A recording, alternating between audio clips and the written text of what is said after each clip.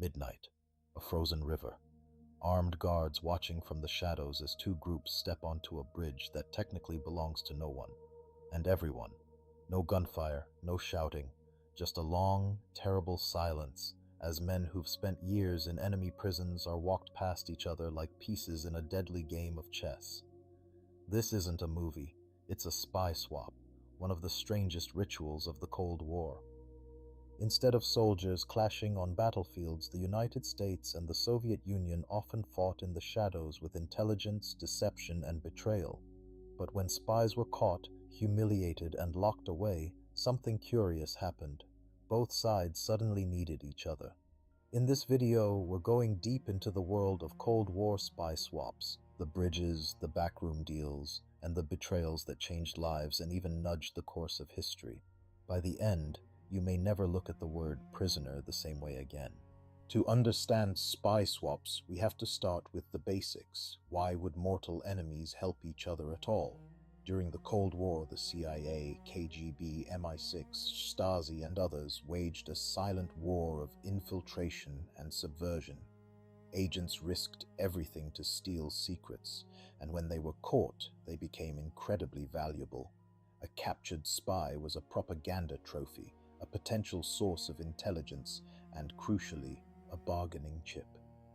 Governments discovered something brutal but practical.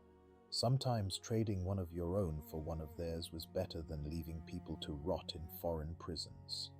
In this video, we'll walk through the most iconic spy swaps, from frozen bridges in Berlin to secret airfields and quiet border crossings.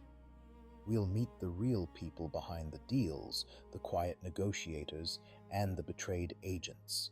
Stay with me until the end, and if you enjoy in-depth stories like this, consider subscribing and tapping the notification bell so you don't miss future deep dives. When most people picture a spy swap, they're imagining one very real place, the Glienicke Bridge, connecting West Berlin and Potsdam in East Germany. To Western journalists, it became the Bridge of Spies. It stood on the fault line between two systems, a perfect symbol and a practical venue. Why there? First, it straddled the boundary between Soviet-controlled territory and the West, making jurisdiction clear but shared. Second, it was relatively isolated, ideal for secrecy, but close enough for cameras, should either side want a propaganda shot. On multiple mornings, cloaked in mist and tension, buses rolled up to each end, guards checked lists, and prisoners were let out to walk the most important few meters of their lives. The Glienicke Bridge was both stage and battlefield, a place where diplomacy, intelligence, and human desperation collided in a choreography that had to go exactly right, or risk plunging relations into chaos. One of the earliest and most famous spy swaps involved a man who never fired a gun or drove a getaway car, Rudolf Abel. Abel wasn't even his real name. It was the alias of a Soviet intelligence officer, William Fischer, arrested in New York in 1957. The FBI caught him after painstaking surveillance and the betrayal of another Soviet agent. Abel was accused of running a sophisticated spy ring, but American officials quickly realized something. Dead or imprisoned, he was worth one kind of value. Alive, he was insurance. Enter James B. Donovan, a Brooklyn lawyer chosen to defend Abel.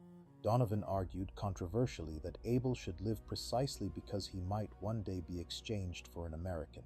The idea sounded far-fetched until the skies over the Soviet Union filled with the contrails of a U-2 spy plane. Abel's fate and Donovan's gamble would soon collide with an international crisis no one had fully anticipated. On May 1, 1960, a high-altitude U-2 reconnaissance plane piloted by Francis Gary Powers took off on a mission to photograph Soviet military installations. The U.S. believed the aircraft flew too high to be shot down. The Soviets proved them wrong. Powers' plane was hit by a surface-to-air missile. He survived, was captured, and paraded as proof of American espionage. Washington initially tried to cover it up with a weather plane story, but Moscow had the wreckage, and Powers himself. The U-2 incident detonated at the worst time. A planned summit between President Eisenhower and Soviet Premier Khrushchev collapsed, and Cold War tensions spiked. Powers was tried and sentenced in Moscow, depicted in Soviet media as the ultimate aggressor. Suddenly, James Donovan's theoretical argument about Abel's value became very real. Each side now held a high-profile spy from the other. The logic of a swap, once controversial, turned into the most rational play on the board. The Abel-Powers exchange on February 10, 1962, turned the Glienicke Bridge into a global stage. On one side, Rudolf Abel, quiet, composed, walking with the bearing of a professional who understood the rules of his trade. On the other, Francis Gary Powers, gaunter, worn down by Soviet imprisonment. Negotiations had been painstaking. James Donovan shuttled through Berlin's tense atmosphere, dealing with East German and Soviet officials who wanted recognition, concessions, and guarantees. The CIA and FBI distrusted him. The Soviets distrusted everyone. One misstep could have collapsed the deal. That morning, as both men approached the center of the bridge, guards held their breath. Photographers aimed long lenses from the distance. For a few moments, two empires balanced on a single walk across steel. The swap worked. Abel went home to a muted welcome in the USSR. Powers returned to a divided reception in the US. Some saw him as a survivor, others as a pilot who hadn't followed orders to self-destruct. Spy swaps weren't just about the people on the bridge. They were shaped by the invisible tug-of-war inside governments. Hardliners argued that any exchange rewarded espionage and made spying less risky. Pragmatists countered that abandoning captured agents would destroy morale and recruitment. Intelligence agencies also feared exposure. A returned spy might have been turned, compromised, or psychologically broken. Debriefings after swaps weren't just reunions, they were interrogations, medical exams, and subtle loyalty tests. Legal and diplomatic questions loomed too. Were these men criminals, soldiers, or something in between? Public trials could embarrass governments. Secret deals could anger domestic audiences. Yet both sides kept coming back to one uncomfortable truth. They needed experienced operatives and symbolic victories. Spy swaps became a grim but accepted part of the rules of engagement.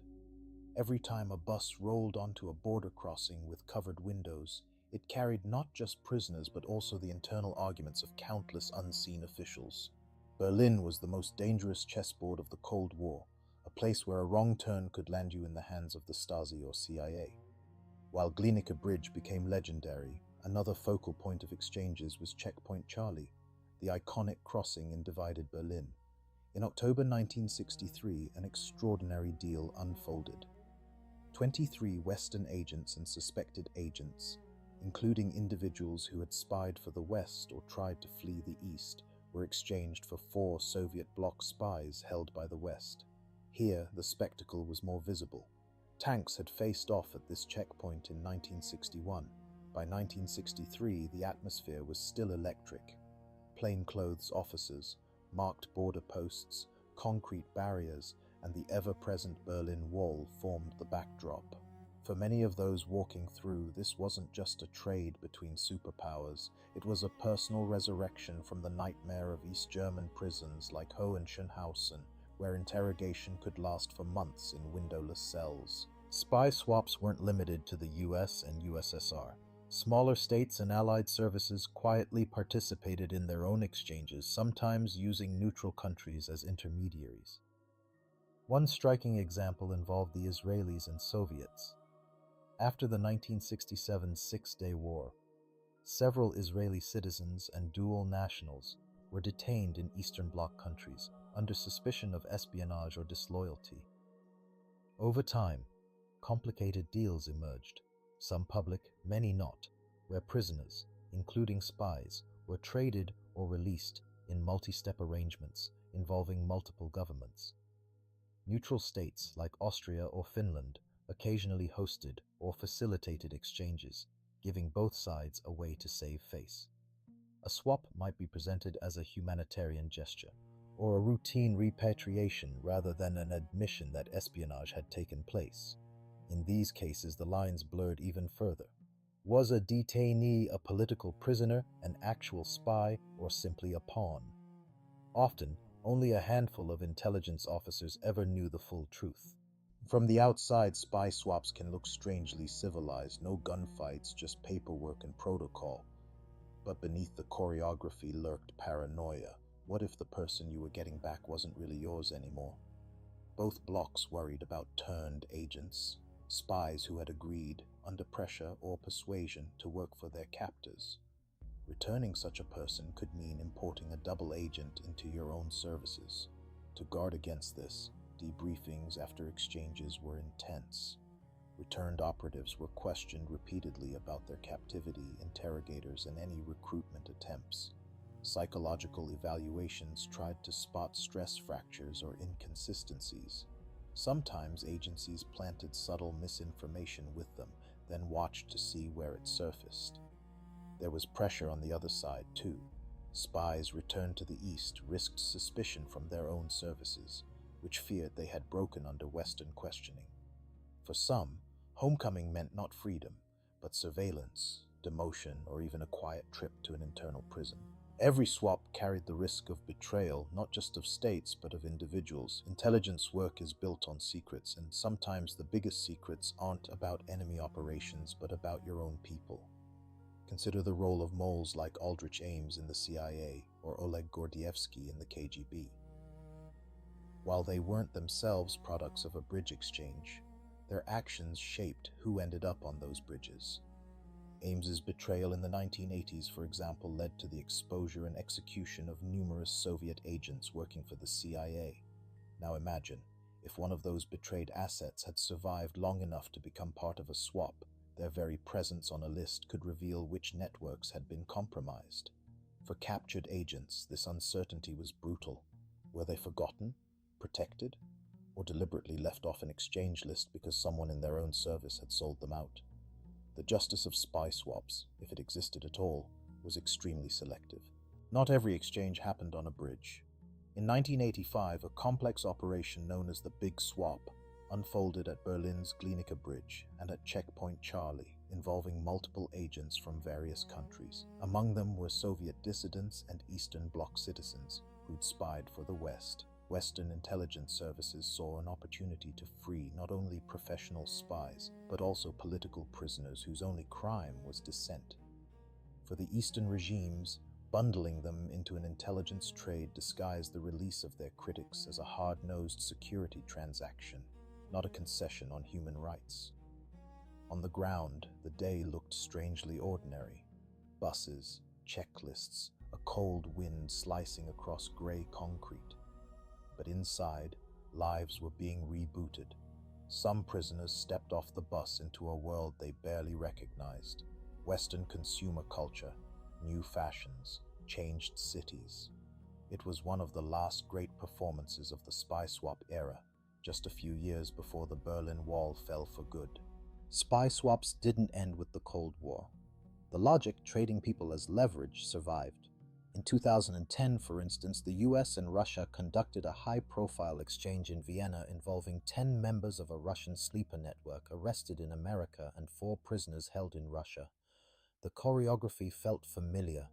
Neutral territory, carefully managed optics, planes parked discreetly on the tarmac. But the details spoke to a new era. Laptops instead of microfilm, diplomatic statements instead of ideological proclamations. Still, the old questions lingered. Were both sides getting equal value? Were the traded individuals loyal, compromised, or something in between? And how much of the story was the public actually seeing? Looking back, Cold War swaps created a template. When spying is officially denied yet obviously happening, prisoner exchanges become a quiet, almost ritualized acknowledgement that both sides play the same game and need a way to clean up when pieces get captured. Stepping back, what do spy swaps actually reveal about the Cold War and about power in general? First, they expose the hypocrisy baked into espionage. Both sides loudly condemn the other's spying while quietly protecting and recovering their own agents. Publicly, they spoke in absolutes. Privately, they traded like savvy merchants. Second, they show that human beings became currency. A captured pilot, a deep cover illegal, a dissident with a mimeograph machine, each could be assigned a value, compared, and exchanged. On a ledger somewhere, a life was written next to a number. Third, They highlight how fragile even the fiercest rivalries are. The same governments that built nuclear arsenals capable of erasing humanity also choreographed delicate handovers on narrow bridges to avoid escalation. Ultimately, spy swaps sit at the intersection of loyalty and expendability. To be worth trading for, you had to be important. To be traded at all, you had to be expendable enough to let go. If there's one lingering lesson from Cold War spy swaps, it's that the real drama of history often unfolds far from parades and podiums. A quiet walk across a bridge at dawn can matter as much as a treaty signing. Behind every exchange we've talked about, Abel and Powers, the Berlin trades, the dissident releases, there were families waiting for news, officers arguing over lists, and agents wondering whether their own side still considered them worth bringing home. Stories like these help decode how power really works, through deals, denials, and the uncomfortable knowledge that every government, no matter its rhetoric, plays the same hard game. If you found this journey into the shadow world of spy swaps engaging, consider subscribing to the channel and ringing the notification bell so you don't miss upcoming episodes on covert operations, forgotten crises, and turning points that never made your school textbook. Drop a comment with which swap or figure you'd like a full deep dive on, and share this video with someone who loves hidden history.